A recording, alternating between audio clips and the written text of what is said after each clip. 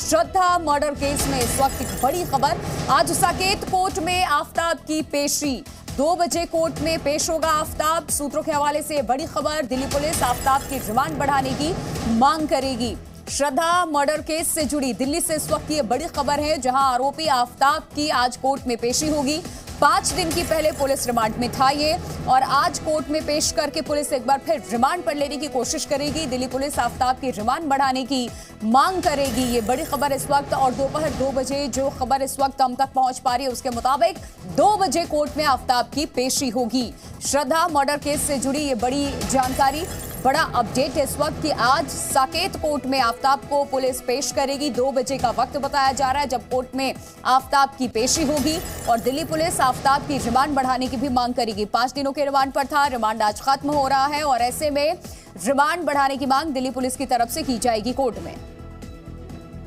ये जूस और ice cream shop चलाते हैं और हर महीने 3 लाख तक कमाते हैं। आपको शुरू करना है, इनसे सीखना है, तो फ्रीडम ऐप को अभी डाउनलोड कीजिए।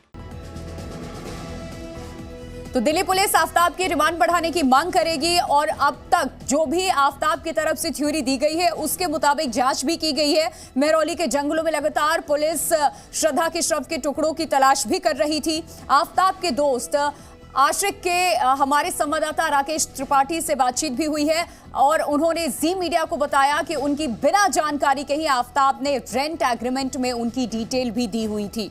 देखिए मैंने आपका डिटेल देखा उनके एग्रीमेंट में, तो आप कैसे जानते थे उन्हें? आप मतलब उनके स्कूल कॉलेज फ्रेंड हैं या कॉलोनी में रहते हैं, कैसे?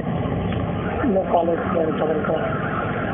तो आप जानते थे कि ये दोनों वहाँ पर मकान ढूंढ रहे हैं, और आपने कैसे फिर हेल्प की उनको? जी मैं एक्चुअली उन्होंने मेरा डिटेल्स क्या है उस बारे में मुझसे कोई डिस्कशन नहीं हुआ था उनका। अच्छा, मतलब आपको बिना बताए उन्होंने वो आपकी डिटेल वहाँ दे दी थी? हाँ जी। अच्छा, तो आपको कैसे पता चला कि ये दोनों साथ में रहते हैं? लिव-इन कब पता चला ये कि ये लिव-इन रिलेशनशिप में रहते हैं? वो फ्रेंड था गाइड की बात है, तो इतना तो मेरा एक बार डिस्कशन हुआ था। और इस वक्त हमारे साथ जी न्यूज पे बात करने के लिए रजत शुक्ला जुड़ चुके हैं, जो कि श्रद्धा के दोस्त हैं। रजत, आपसे आफताब और श्रद्धा के रिश्तों के बारे में जानना चाहेंगे। आपको कब इन दोनों की दोस्ती की जानकारी लगी, और क्या कुछ जानते हैं आप इन दोनों के रिश्तों के बारे में, आफताब के बारे में? देखिए, 2015 से 18 तक डिग्री में हम साथ थे, मैं और श्रद्धा, और 2019 में आखिरी बार मिले और बातचीत हुई थी हमारी जब हमारा एग्जामिनेशन था। लेकिन इस दौरान आपको बता दूं प्रिया, श्रद्धा के बिहेवियर में चेंजेस दिखने को मिलना शुरू हो चुका था 2018 के ही कहीं अंत में। तो मेरे ख्याल से तभी आफताब की एंट्री हो चुकी थी।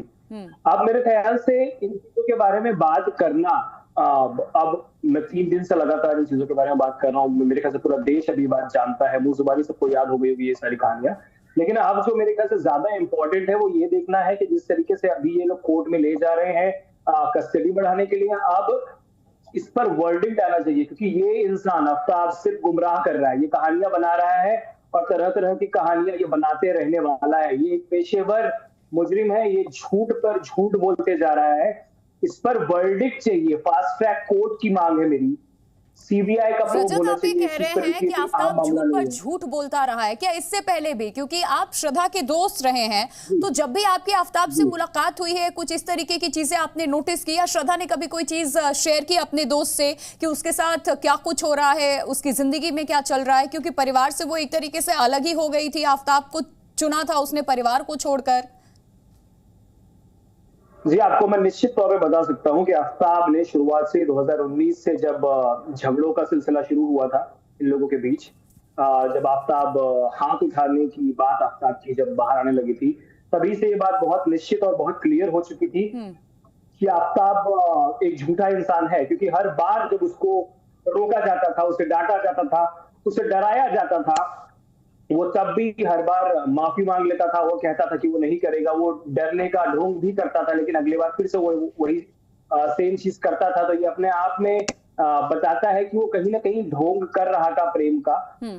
हो सकता है कोई बहुत बड़ी साजिश थी ये, जिसमें श्रद्धा दुर्भाग्यवश एक छोटा सा हिस्सा थी, और श्रद्धा को जिस निर्ममता से इसने मारा है, उसके बाद भी और लड़कियों को डेट किया, ये अपने आप में एक बहुत बड़ा सिग्नल है। और जिस तरीके से पैंतीस टुकड़े किए हैं, ये एक ट्रेंड प्रोफेशनल हो सकता है। बहुत चांसेस है कि ये एक टेररिस्ट ऑर्गेनाइजेशन के साथ जुड़ा हुआ इंसान है, बहुत ज्यादा चांसेस है। बिल्कुल। तो आप लोग लगातार मिलते थे तो ये चीजें श्रद्धा भी जिक्र करती थी कि इसका बिहेवियर क्या है, हालांकि हर बार वो माफी मांगता था। रजत, आपका रुख करूंगी मैं, बने रहे आप हमारे साथ क्योंकि एक बड़ी खबर सामने आ रही है, वो पहले बता देती हूँ। ये खबर पटना से है। मंत्री समीर महासेठ के घर आईडी रेड। बिहार सरकार में उद्योग मंत्री हैं समीर। पटना में मंत्री समीर महासेठ के घर पर आईटी की इस वक्त रेड चल रही है। ये बड़ी खबर इस वक्त बिहार की राजधानी पटना से, जहां मंत्री समीर के घर पर आईटी की रेड चल रही है। बिहार सरकार में उद्योग मंत्री हैं समीर और पटना में इस वक्त उनके आवास पर समीर महासेठ के घर पर आईटी की रेड जारी है। तो वो तस्वीर इस वक्त आप देख रहे हैं जहां मंत्री के घर पर इस वक्त पटना में आईटी की रेड जारी है। बिहार सरकार में उद्योग मंत्री हैं समीर और ये उनके आवास की तस्वीर है। राजधानी पटना स्थित समीर महासेठ के घर की ये तस्वीर है जहां पर आईटी की टीम पहुंची हुई है, छापेमारी जारी है।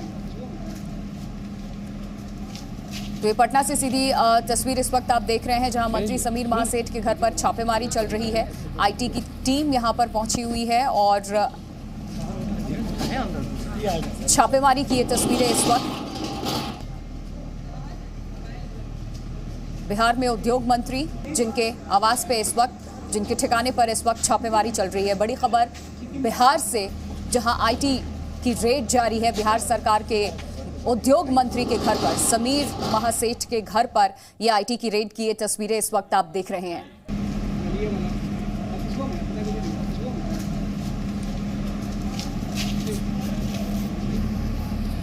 तो ये तस्वीरें इस वक्त जी न्यूज़ पर एक्सक्लूसिव आप देख रहे हैं। बिहार से ये तस्वीर सामने, पटना से ये तस्वीर सामने जहां बिहार सरकार में उद्योग मंत्री समीर के घर पर इस वक्त आईटी की रेड जारी है, छापेमारी चल रही है और लगातार एक के बाद एक देखिए हर जगह देश के अलग अलग राज्यों में, अलग अलग जगहों में इस वक्त आईटी की रेड जारी है। लेकिन बिहार में भी लगातार आईटी की रेड जारी है और अब ये पटना की तस्वीर आप देख रहे हैं। मंत्री समीर महासेठ के घर की ये तस्वीर आप देख रहे हैं जहां अभी आईटी की टीम घर में मौजूद है। यहां रेड डाली जा रही है, ये तस्वीर इस वक्त आपको दिखा रहे हैं। और खबर क्या है ये भी साथ में आपको बता रहे हैं क्योंकि यहाँ उद्योग मंत्री हैं बिहार सरकार में समीर महासेठ के घर पर आईटी की रेड इस वक्त चल रही है। बिहार सरकार में मंत्री, एक और बिहार सरकार के मंत्री पर शिकंजा कसा। इससे पहले छापेमारी होने वाली है। आईटी के लोग जो सुबह 7 बजे से आए हुए हैं, उनके नाश्ते और देखिए उनके नाश्ते और पानी जो है उनके लिए जो है वो भेजा जा रहा है। लाइव तस्वीर हम आपको दिखा रहे हैं कि समीर महासेठ के यहाँ जो आईटी के जो अधिकारी आए हैं छापेमारी कर रहे हैं। ये लाइव तस्वीर हमारे दर्शक देख रहे हैं कि उनके लिए जो है नाश्ते और पानी के जो है पैकेट जो है भेजे जा रहे हैं। इसलिए पानी के बोतलें और नाश्ते का पैकेट देखिए तस्वीरों में कि किस तरह से तमाम चीजें जो है वो भेजे जा रहे हैं क्योंकि वो सुबह से ही आए हुए थे। और एक चीज बताइए कितने लोग की टीम है? देखिए ये ड्राइवर हैं और ये अब जो है बोलने से बच रहे हैं। और बता दें अपने दर्शकों को कि समीर महासेठ का जो ये आवास है बोरिंग रोड में, यहाँ तो छापा चल ही रहा है। इसके अलावा 3 जगह यानी कि 2 जगह, इसको मिलाकर 3 जगह यह छापेमारी चल रही है। समीर महासेठ का घर जो है मधुबनी में है, उनका गृह जिला मधुबनी है, तो वहाँ पर भी छापेमारी चल रही है। सोन भवन में स्काडा बिजनेस सेंटर है समीर महासेठ का, वहाँ पर भी जो है छापेमारी चल रही है। और एक चीज़ अपने दर्शकों को बता दें कि ये तमाम टीमें जो है झारखंड से आई हुई हैं। रांची नंबर की बात की जाए, रांची और धनबाद से टीम आई है। और जो गाड़ियों की बात की जाए, तमाम गाड़ियां जो है जमशेदपुर नंबर की हैं। तो ये टीम जो है वो आपको झारखंड से आई है, रांची और धनबाद से आई हुई है। और 5 गाड़ियों से जो है 20 से 25 लोग जो हैं वो आए हुए हैं जी। तो रुपेंद्र श्रीवास्तव हमारे संवाददाता पटना से सीधे ये तस्वीरें आपको दिखा रहे थे। 5 गाड़ियों से जो आईटी की टीम है यहाँ पर पहुंची हुई है और ये झारखंड से आए हुए हैं। 20 से 25 इनकी संख्या बताई जा रही है। जो अधिकारी हैं वो अभी इस वक्त अंदर मौजूद हैं और एक साथ इनके 3 ठिकानों पर छापेमारी चल रही है। और एक बार फिर आपको बता दें, श्रद्धा मर्डर केस से जुड़ी जो बड़ी जानकारी, बड़ी खबर इस वक्त अपडेट जो सामने आई है वो ये कि आज साकेत कोर्ट में आफ्ताब की पेशी है। 2 बजे कोर्ट में आफ्ताब पेश होगा। दिल्ली पुलिस आफ्ताब की रिमांड बढ़ाने की मांग भी करेगी। 5 दिन का रिमांड खत्म होने के बाद अब आज एक बार फिर कोर्ट में पेशी है। साकेत कोर्ट में दिल्ली पुलिस आफ्ताब को पेश करके आगे रिमांड बढ़ाने की मांग करेगी, क्योंकि अभी तक की जितनी भी जांच आगे बढ़ी है, इन्वेस्टिगेशन जो हुआ है उसमें कुछ ठोस पुख्ता पुलिस के हाथ ऐसी कोई चीज नहीं लगी है। पूछताछ लगातार जारी है और शुरुआती दिन से आफ्ताब जो कह रहा था, जो थियरी इसने सेट किया, उसके आधार पर जांच आगे बढ़ाई गई थी। दिल्ली के मेहरौली के जंगलों में जाकर के, क्योंकि इसने बताया श्रद्धा के इसने 35 टुकड़े किए और 20 दिनों तक देखिए अलग अलग दिल्ली के मेहरौली के जंगलों में इन शव के टुकड़ों को वो फेंकता रहा था। इसी से जुड़ी एक और बड़ी खबर इस वक्त सामने आ रही है। श्रद्धा मर्डर केस से जुड़ी इस वक्त की जो बड़ी खबर सामने आ रही है वो आपको बता दें, बड़ा खुलासा हुआ आफ्ताब की 20 से 25 गर्लफ्रेंड। ये बड़ी जानकारी मिल रही है इस वक्त। श्रद्धा मर्डर केस में एक और बड़ा खुलासा हुआ है। आफ्ताब की 20 से ज्यादा गर्लफ्रेंड रही हैं। ये सूत्रों के हवाले से बड़ी खबर। गर्लफ्रेंड से अलग अलग नंबर से ये बात करता रहता था, हर किसी के कांटेक्ट में था, लेकिन सबसे अलग अलग नंबरों से कांटेक्ट करता था। बात करने के लिए अलग अलग सिम कार्ड का ये इस्तेमाल करता था। तो आपको बता दें, 20 से 25 देश भर में गर्लफ्रेंड आफ्ताब की रही हैं। ये बड़ा खुलासा।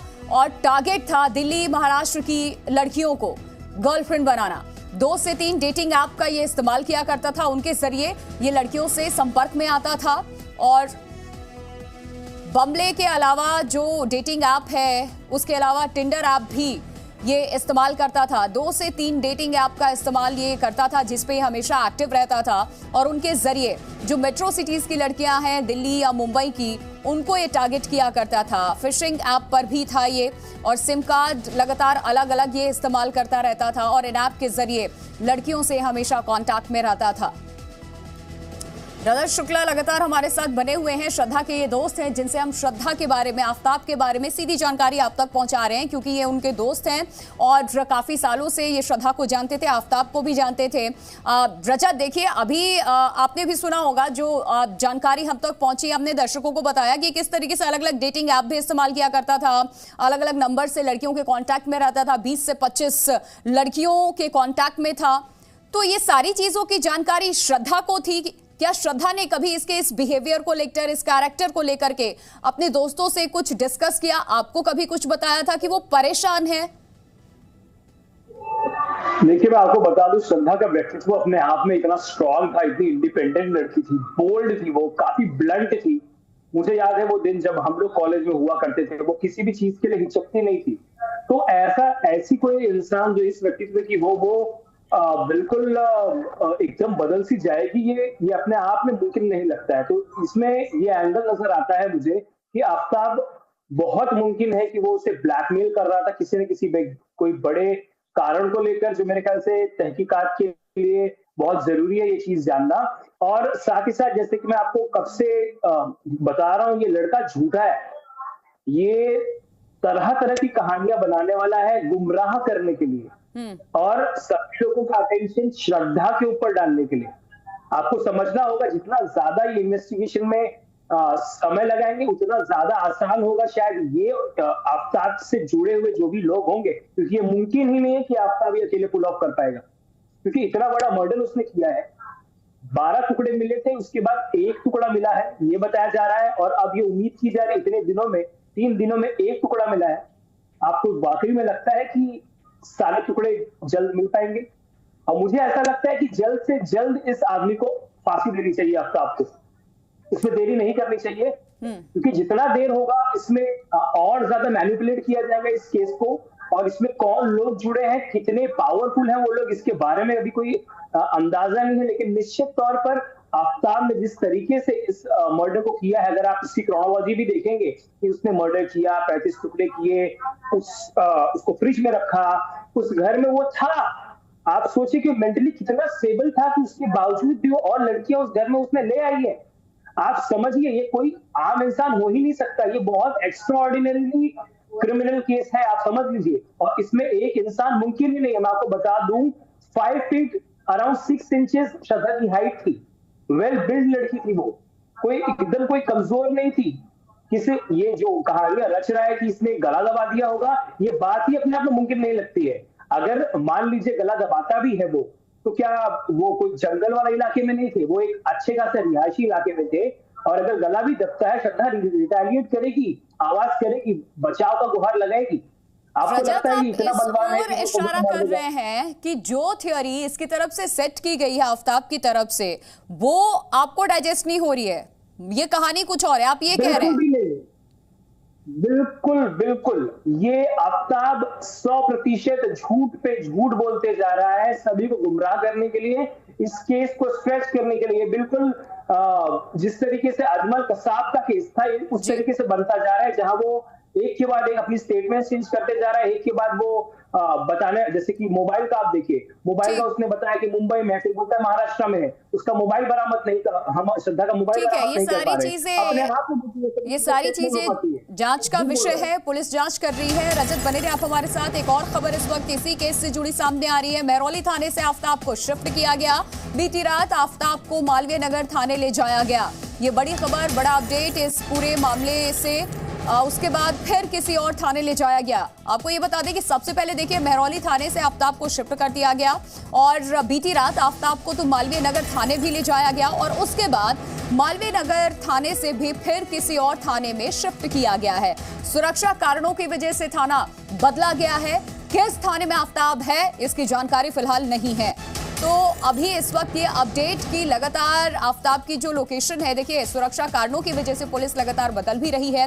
पहले महरौली थाना में रखा गया था। जब शुरुआती ये पूरा मामला सामने आया, पुलिस ने जांच शुरू की तो आफ्ताब को महरौली के थाने में रखा गया, फिर वहां से उसे शिफ्ट कर दिया जाता है। बीती रात मालवीय नगर थाने पुलिस लेकर के आती है और इसके बाद फिर मालवीय नगर से भी किसी और थाने ले जाया गया है। सुरक्षा कारणों की वजह से लगातार ये लोकेशन भी इसकी बदली जा रही है, थाना बदला जा रहा है। अभी ये किस थाने में है आफ्ताब, इसकी कोई जानकारी सामने नहीं है।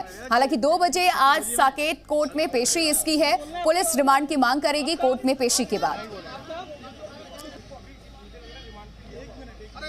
रजत हमारे साथ श्रद्धा के जो दोस्त हैं वो बने हुए हैं, क्योंकि हर कोई जानना चाहता है कि श्रद्धा ने आफ्ताब के बारे में क्या अपनों को कोई जानकारी दी थी, कोई हिंट दिया था कि वो किस मुश्किल से गुजर रही है, उसके साथ कुछ अनहोनी हो सकता है, इस तरीके की बातें क्या कभी उसने शेयर की, या फिर आप लोगों ने कभी आगे बढ़ के श्रद्धा को ये समझाने की कोशिश नहीं की कि आफ्ताब किस किस्म का है, क्या सोच रखता है वो और उसकी लाइफ में किस तरीके से उसका कंट्रोल बढ़ता चला जा रहा है? श्रद्धा क्या किसी की बात नहीं सुनती थी आफ्ताब के मामले में?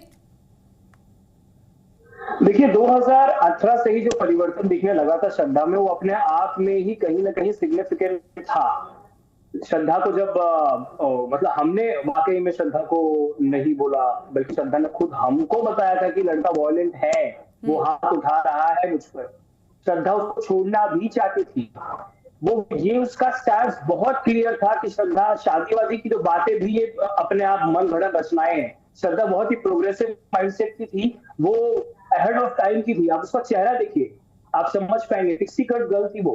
आज भी देखा जाए तो हो सकता है कुछ समय बाद जो फैशन आने वाला शायद फैशन में जीती थी वो। तो ऐसी लड़की ऐसे ही चीज हजम भी होगी कि शादी के लिए वो बहुत कंपेल कर रही थी और ये भाई साहब कह रहे हैं कि नहीं वो कोई मजबूर होकर उन्होंने मर्डर कर दिया है। ये सब कहानियां हैं।